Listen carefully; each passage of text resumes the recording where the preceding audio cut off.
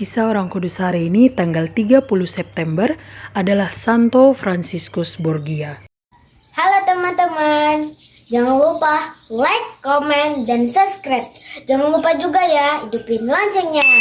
Selamat menonton channel Pak Aman. Dadah! Fransiskus Borgia atau Francesco Borgia de Candia di Aragon adalah raja muda Catalonia yang meninggalkan kehidupan duniawi untuk menjalani kehidupan religius dalam biara Serikat Yesus.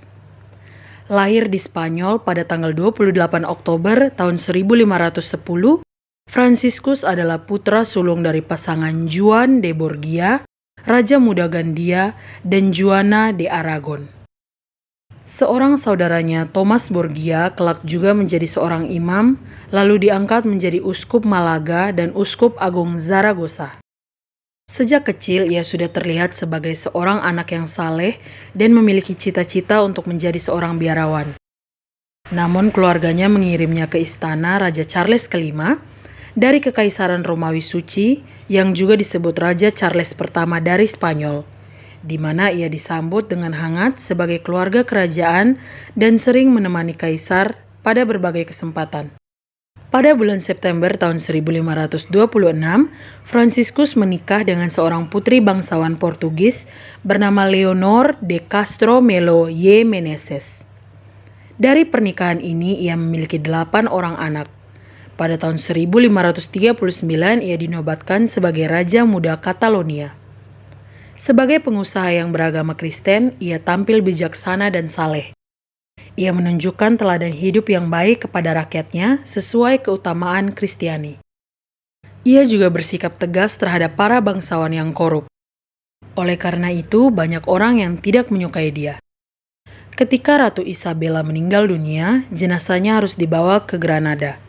Raja muda Fransiskus Borgia ditugaskan untuk mengawal jenazah itu. Sebelum dimasukkan ke pemakaman, peti jenazah harus dibuka untuk membuktikan bahwa memang jenazah Ratu Isabella yang akan dimakamkan. Ketika peti jenazah dibuka, Fransiskus hampir pingsan oleh bau busuk yang sangat menusuk hidungnya. Ia menyaksikan kehancuran tubuh sang ratu yang dulu begitu cantik, bahkan dipujanya. Sejak saat itu, Fransiskus berjanji untuk tidak lagi mengabdikan diri pada penguasa duniawi yang dapat mati dan hancur tubuhnya. Ia bertekad menyerahkan diri kepada Tuhan dan berjanji akan memperbaiki cara hidupnya. Tak kala istrinya meninggal dunia pada tahun 1546, Fransiskus memutuskan masuk Serikat Yesus. Segala harta miliknya ia wariskan kepada anaknya yang sulung. Fransiskus menjadi seorang biarawan, lalu ditabiskan menjadi imam dalam usia 41 tahun. Ia dicintai para saudara Jesuitnya karena kerendahan hati dan cara hidupnya yang sangat sederhana. Mantan raja muda ini tidak segan melakukan pekerjaan kasar dan sering mengerjakan pekerjaan yang dianggap hina oleh banyak orang. Ia dikenal saleh dan khotbah-khotbahnya yang menyentuh hati membawa banyak orang pada pertobatan. Fransiskus sangat berjasa pada saat pembentukan apa yang saat ini dikenal sebagai Universitas Gregoriana di Roma.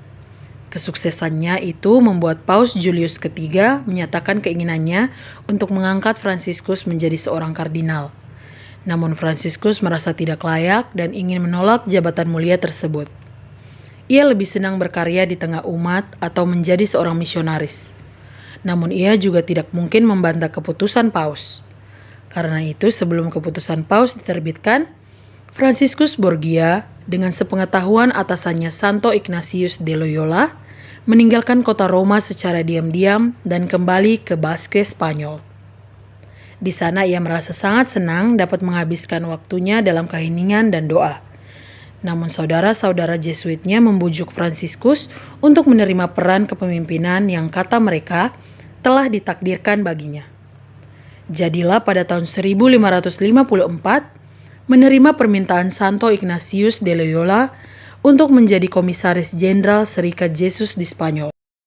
Setelah itu, 2 tahun kemudian, Fransiskus juga diberi tanggung jawab untuk mengelola karya misionaris Serikat Yesus di Hindia Timur dan Hindia Barat.